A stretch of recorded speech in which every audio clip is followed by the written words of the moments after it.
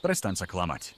Tie tvoje paradajky nie sú cherry odroda. Je to čisté zúfalstvo, ktoré držíš v ruke. Každý deň sa ohýbaš v záhrade. Poctivo vylamuješ zálistky, polievaš, hnojíš a na konci sezóny pozbieraš úrodu, ktorá sa ti vysmeje do tváre. Drobné, kyslé guľôčky namiesto mäsitých plodov. Prečo? Lebo robíš jednu hlavnú, fatálnu chybu. Chybu zrodenú z chamtivosti a nevedomosti. Všetci ti hovoria, vylamuj pazuchy. A ty to robíš. Si poslušný záhradkár. Ale to je len polovica pravdy. Skutočný problém je inde. Je v tvojej falošnej nádeji. Vidíš kvet a myslíš si, super, ďalšia paradajka. Omyl, to je klinec do rakvy tvojej úrody. Nechávaš na rastline príliš veľa kvetných strapcov. 10, 12, možno aj 15. Myslíš si, že si múdrejší ako príroda. A výsledok? Rastlina je v strese. Nemá silu, aby uživila všetky tie plody. Je to ako snažiť sa nakrmiť armádu jedným chlebom. Počúvaj ma pozorne. Paradajka je fabrika. Korene ťahajú vodu a živiny. Listy vyrábajú cukor zo slnka. Všetko toto je palivo. A ty toto vzácne palivo riediš.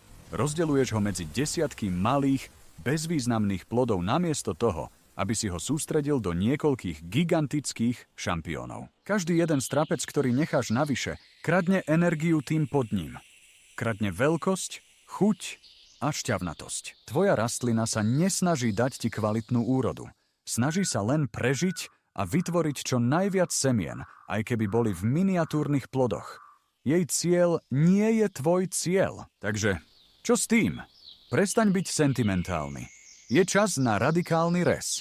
Je čas vziať nožnice a stať sa pánom svojej záhrady. Tento postup sa volá normovanie. Ty určíš, koľko plodov rastlina uživí. Nie ona. Ty. Pri vysokých kolíkových odrodách si nájdi hlavnú stonku. Sleduj ju zdola nahor a počítaj strapce s nasadenými plodmi alebo kvetmi. 1, 2, 3, 4, 5. Pre väčšinu odrôd a v našom podnebí je 5 až 7 strapcov absolútny strop. Všetko, čo je nad 5. alebo 7, ak si trúfaš, strapcom, musí preč. Nie zajtra. Teraz nájdi ten vrchný, rastúci vrchol. Ten jemný, svetlozelený výhonok na samom vrchu rastliny. A teraz, bez milosti, zaštipni ho. Zlom ho medzi prstami. Odstrihni ho nožnicami. Je mi to jedno. Len ho znič. Týmto si rastline poslal jasný signál. Koniec rastu nahor. Všetku energiu teraz pošleš do existujúcich plodov. Rastlina sa možno bude brániť. Bude sa snažiť vyhnať nové zálistky z hora. Buď nekompromisný. Vylamuj ich všetky. Teraz sleduj tú mágiu. V priebehu týždňa uvidíš, ako sa plody na spodných strapcoch začnú nalievať. Začnú rásť takmer pred očami. Zrazu majú dosť paliva. Všetka sila koreňov a listov je sústredená do ich rastu. Vytváraš paradajkové monštrá. Toto je ten rozdiel medzi záhradkárom, ktorý zbiera vedrá, a tým, ktorý fňuká nad drobnými guľôčkami. Takže zahoď tú svoju falošnú ľútosť. Tvoja úloha nie je byť priateľom rastliny.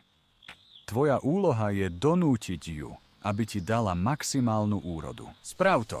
Hneď teraz. Choď do záhrady, spočítaj strapce a urob ten rez.